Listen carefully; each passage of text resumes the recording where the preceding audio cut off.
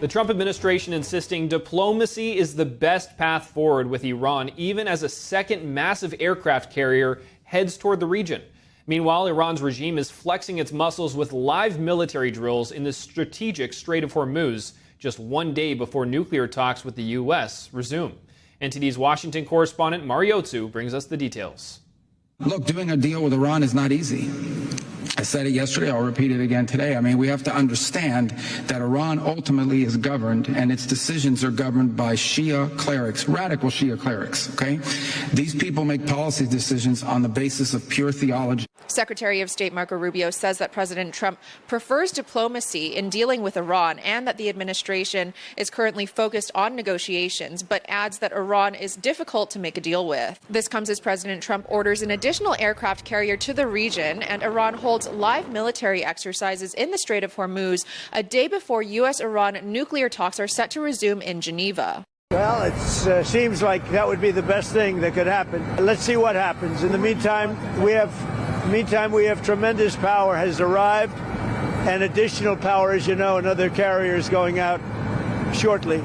Senator Lindsey Graham, meeting with top Israeli officials in Tel Aviv, says President Trump is only weeks away from deciding on the best way to bring about regime change in Iran. I'm here to tell you we're on the verge of eliminating the largest state sponsor of terrorism in the region. And with the fall of Iran comes the fall of Hezbollah, Hamas, the Houthis. These nuclear talks come 2 days ahead of a Board of Peace meeting Thursday in Washington. President Trump vowing that the Board of Peace will prove to be the, quote, most consequential international body in history.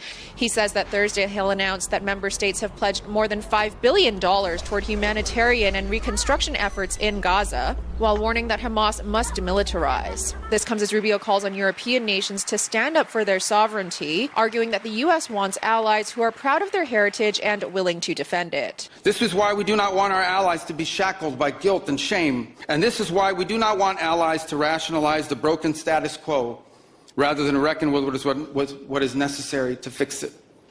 For we in America have no interest in being polite and orderly caretakers of the West's managed decline.